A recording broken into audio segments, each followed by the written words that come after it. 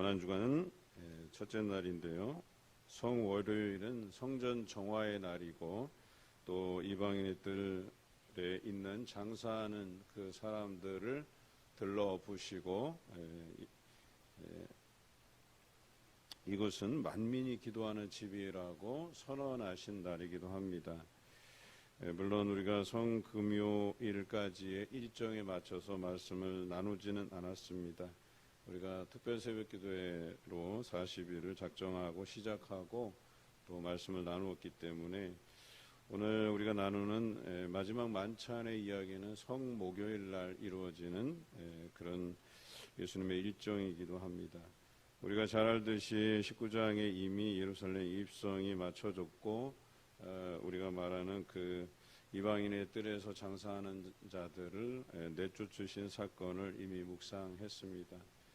오늘 22장에서는 유월절을 준비하기 위해서 그들이 그 예수님께서 하신 말씀대로 준비된 장소와 준비된 음식을 가지고 나누는 장면이 나옵니다. 그런데 이것이 마지막 만찬이 되고 우리가 잘 아는 이 마지막 만찬 때에 예수 그리스도의 살과 피를 기억하는 성찬식이 이루어지게 되죠.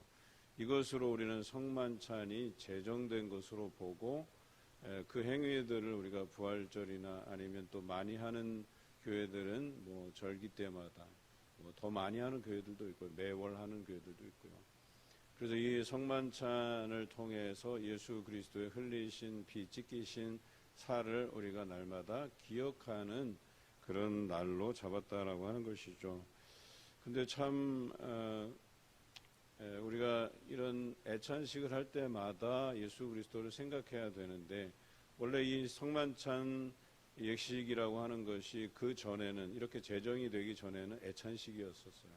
그래서 사랑하는 사람들, 제자들 그런 사람들과 함께 식사의 교제를 나누면서 대화를 나누는 그런 장소였고 그런 자리였는데 이것이 어느 순간에 오늘 마지막 만찬으로서 예수님의 그 찢기신 살과 흘리신 피를 기억하는 성만찬 예식이 되었다라고 하는 것이죠. 왜 우리가 먹고 마시는 이런 애찬식을 성만찬으로 제정하셨는가를 기억하셔야 돼요. 그것은 우리가 먹고 마실 때마다 예수 그리스도를 기억해야 된다라고 하는 의미예요. 그저 단순히 성만찬을 하는 부활절에만 예수 그리스도를 기억하는 것이 아니라 우리가 먹는 행위, 마시는 행위, 그래서 다른 성경에 보면 먹고 마시든지 주의 영광을 위하라 하신 말씀이 있어요. 그게 뭐냐면 예수 그리스도를 기억하라는 거예요. 그저 단순히 우리가 식탐으로서 먹고 마시는 행위를 하라는 게 아니에요. 우리가 언제든지 먹고 마시는 자리, 그 자리에 설 때마다 피 흘리시고 찢기신 그 예수 그리스도를 우리가 기억해야 된다. 이것이 성만찬 제정의 참 뜻이라고 하는 것이죠. 저희가 대학에서 우리는 신학대학을 다녔기 때문에 MT를 가면 애찬식을 합니다. 그러니까 그것이 성만찬을 제정하신 그 성찬식과 조금 다른 점은 우리가 이 성만찬은 절기 때 하는 것으로 이해되고 있지만 그 애찬식이라고 해서 포도 주스를 가져가고 빵을 가져가고 해요, 똑같이. 그래서 우리가 신학생들끼리 목사님이나 교수님 없이 우리끼리 애찬식을 진행을 해요. 그런데 똑같이 성만찬과 그렇게 다른 방식으로 진행을 하지만 기념이 되는 것은 똑같아요. 예수 그리스도의 살과 피를 기념하고 기억하는 행위라고 하는 거죠. 오늘 여러분이 식사의 모든 교제의 자리에서도 그 예수 그리스도를 기억하시기를 주님의 이름으로 부탁드립니다. 오늘 성경에 보니까 가룟인이라 부르는 유다에게 사탄이 들어왔다 그래서 예수님을 팔 궁리를 하는 거죠. 그런데 예수님이 가시는 곳마다 많은 무리들이 따랐기 때문에 혹 예수 그리스도를 잡고자 하면 또 내어줌이 되면 그들이 가만히 있지 않을 것이라는 생각이 있어서 그들이 없을 때, 무리가 없을 때 예수 그리스도를 죽일 계획을 세우게 돼요. 의논하기 시작해요. 그래서 유다가 대제사장과 성전 경비대장들과 결탁해서 돈을 받기로 하고 모의를 하게 되죠. 그런데 그들이 모의한 결과가 여기는 등장하지 않지만 그 뒤에 보면 로마에게 재판을 받게 하는 게 가장 합리적이라고 생각한 거예요. 적어도 자신들에 대해서는 유대인들이 항의할 수 있는 여지가 있으나 로마에게 그 이유를 만들어서 넘겨주면 함부로 그들이 로마를 대항해서 일어날 수는 없는 일이기 때문에, 그래서 로마의 가장 뭐랄까요, 그러니까 죄목을 씌울 만한 것이 있다면 반란이죠, 반란.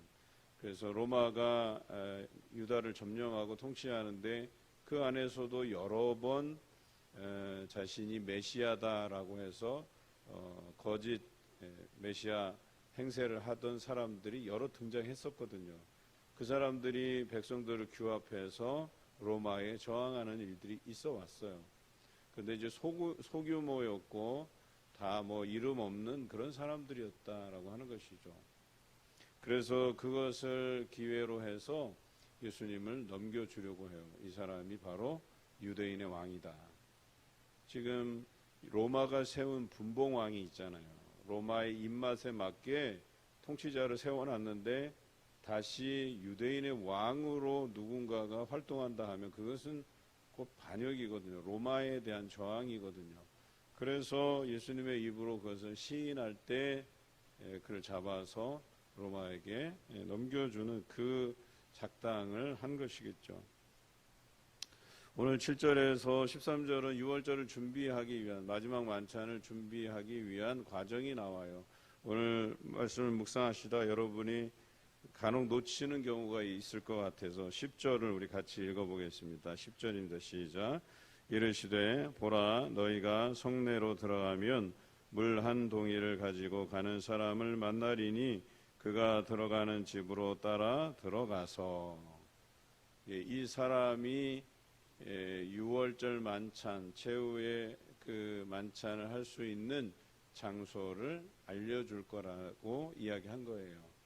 여기 무명의 사람이죠. 성경에 보면 무명의 사람들이 등장해요. 특히나 누가복음에서는 우리가 잘 알듯이 우리 예루살렘 입성하실 때에 나귀 새끼의 주인이 바로 무명이죠. 그런 사람의 순종을 통해서 예수 그리스도의 그 십자가의 여정이 준비되었다는 것이죠. 오늘 또 성목요일 날 이루어지는 마지막 만찬을 위해서도 물 한 동이를 가지고 지나가는 사람, 바로 그 무명의 사람을 통해서 그의 순종을 통해서 예수님께서 제자들과 함께 마지막 만찬을 할 수 있는 그 장소가 마련이 됩니다. 여러분, 우리의 이름 내는 것이 뭐 그리 중요하겠습니까? 오늘 성경에 보면 무명의 사람들도 하나님께서 들어서 귀하게 쓰임이 되게 하시는 모습을 보잖아요. 또 오병이어 기적은 어떻게 일어났습니까? 어린아이 한 명의 그 도시락에서 시작된 것 아니겠습니까? 누구라고 정확하게 지목되어 있지도 않지만 그 어린아이로부터 시작해서 또 나귀의 주인인 사람과 오늘 물 한 동이를 지고 가는 사람의 이 무명의 사람들을 통해서 하나님께서 역사하시고 또 온 인류를 구원하실 예수님의 십자가의 여정을 준비하게 하셨다라고 하는 것이죠. 그래서 제가 늘 강조하는 게 직분도 이름도 여러분의 어떤 지역적인 출신도 또 여러분들이 많이 가졌거나 적게 가졌거나 그런 것과 상관없이 우리가 기도로 준비될 수만 있다면 하나님께서 여러분들을 들어 쓰신다라고 하는 것은 변함이 없다라고 하는 것이죠. 오늘 이것을 여러분들이 기억하시면 좋겠어요. 그래서 이 물 한 동이를 가지고 가는 사람의 헌신을 통해서 마지막 만찬이 준비되었다라고 하듯이 여러분들도 겸손하게 이 사순절 기간을 위해서 기도할 때 여러분들이 어떻게 쓰임이 될까 그것을 고민하시기 바라요. 우리 하나님께서 요구하시는 것은 그 어떤 부도 아니고 자리도 아니고 직분도 아니고 성분도 아니고 어떤 출신도 아니라는 것이죠. 그저 기도하고 또 하나님 앞에 온전히 순종함으로 겸손함으로 서 있는 사람을 하나님께서 들어 쓰신다라고 하는 것이죠. 이 사순절 기간 여러분들이 모두가 쓰임이 되시는 귀한 자리에 서 가시기를 주님의 이름으로 기원합니다. 24절부터 베드로에게 사탄이 너희를 밀가부르듯 하려고 요구하였다, 이런 표현을 하고 계시네요. 이 예수님의 인류 구원의 길을 걸어가시는 데 있어서 사단은 계속해서 시험해요.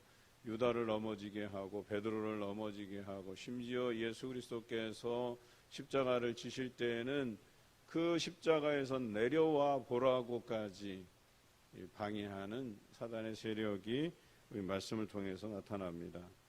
오늘 이 중요한 일들을 앞두고 24절부터 그들 사이에서 누가 크냐 하는 문제로 다투게 돼요.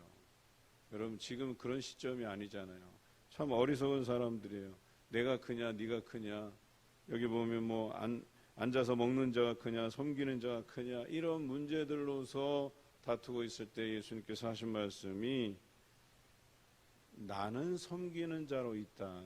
그 말씀은 나를 따르는 너희도 섬기는 자리에 있어야 될 것임을 말씀해 주신 거예요. 우리가 오늘 이런 것들을 잊어버리기 때문에 교회가 어려움을 겪는 거예요. 우리는 낮은 자로서 섬기는 자로서 있는 것이지, 우리가 높임을 받으려 하고 내 이름을 내려 하고 그러면 뭐하러 교회에 있어요. 그냥 밖에 나가서 정치나 하고 그러시지. 교회가 정치하는 곳은 아니잖아요. 교회에서는 그저 낮고 섬기는 자로 있는 것이 예수 그리스도의 뜻이라고 하는 거예요. 그리고 낮고 섬기는 자들에게 하나님의 나라를 맡기셨다라고 오늘 성경은 기록하고 있어요.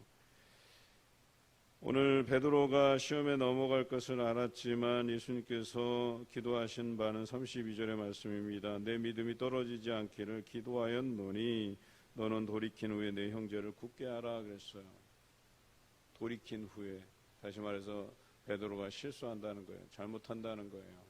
그러나 돌이켜서 내 형제들을 굳게 하는 일에 헌신하라고 이야기하죠. 그래서 예루살렘 주변에, 예루살렘을 중심으로 하는 지역의 감독으로서 베드로와 야고보가 큰 역할을 하게 되죠. 그리고 사도 바울은 이방인 지역을 위해서 부르심을 받아서 또 크게 쓰임이 되게 하시고, 그래서 우리는 여기서 나와 있듯이 우리의 믿음이 떨어지지 않기를 기도해야 되는 그런 사람들입니다. 그러나 언제라도 우리는 시험에 넘어갈 수 있어, 넘어질 수 있다는 거예요. 그러나 돌이켜야 된다는 거예요. 내가 실수했다면, 잘못했다면 하나님께 회개함으로 돌이켜서 하나님이 나를 통해서 역사하시는 그 장면에 나를 세워주기를 간구해야 된다라고 하는 것이죠. 그러나 여전히 베드로는 어리석어서 자신의 믿음을 자신해요. 나는 그래도 믿음 있는 사람이야. 예수님께서 옥에 가면 나 옥에 가겠습니다. 죽으신다면 나 그 죽으시는 곳에까지 내가 따르겠습니다. 그러나 베드로에게 닭 울기 전에 내가 3번 나를 부인하리라고 말씀하시고, 우리가 뒤에 묵상하겠지만 그렇게 베드로는 쓰러져 넘어지고 말죠. 그러나 오늘 이 가룟 유다와 베드로의 차이가 무엇인지를 여러분들 기억하셔야 돼요. 오늘 22절에 나와 있지만 그를 파는 그 사람에게는 화가 있으리로다 그랬잖아요. 그들이 잘못한 것에 대한 대가는 분명히 치르게 돼 있는 거예요. 그러나 돌이키는 자는, 가룟 유다는 돌이키지 않았어요. 후회하기는 했지만 다시 예수님께서 주신 사명으로 돌아오지 않았어요. 그러나 베드로는 다시 사명으로 돌아왔다는 그 차이가 있죠. 돌아와서 하나님의 일들을 감당하느냐 그렇지 못하느냐가 크게 다른 점이에요. 여러분, 우리가 아무리 믿음이 있다 해도, 겸손히 나를 낮춘다 해도 여러분, 우리는 실수할 수 있는 존재들이에요. 그 실수를 돌이켜서 하나님 앞에 제대로 서가시는 여러분 되시기를 주님의 이름으로 기원합니다.